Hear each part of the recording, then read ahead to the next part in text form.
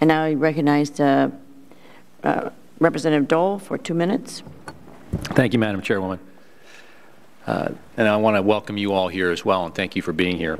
The flood insurance program insures more than 5 million residential and commercial property owners in more than 20,000 American communities.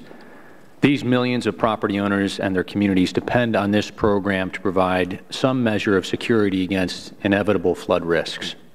At the same time, with this program's existing debt and with the persistence of federally subsidized premiums, the program remains undercapitalized and the program's financial solvency is in jeopardy, all of which places the American taxpayer at an ongoing substantial risk. Clearly, we need to minimize taxpayer risk by making this program more self-sufficient and by expanding the private sector's role in protecting against flood disasters. The important question for us is how to accomplish these important objectives. One thing that also seems clear is that the strategy of short-term authorizations and the corresponding temporary program lapses have not worked to minimize taxpayer risk or to expand the private sector's role. In fact, the short-term authorizations and temporary lapses have had the opposite effect while also destabilizing already fragile housing market. To properly reform and strengthen this program, we need to reauthorize this program on a long-term basis, and we need to do so promptly to avoid any additional lapses in the program.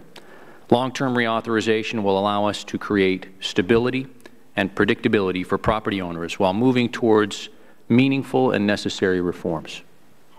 We must also gradually reduce federal subsidies that keep flood insurance premiums artificially low and that keep private insurers out of the market and that keep taxpayers on the hook for most of flood losses. We must also consider how to deal with repetitive loss properties, to index coverage for limits for inflation, and to expand available coverages. We need to consider policies that will limit adverse selection and better spread risks.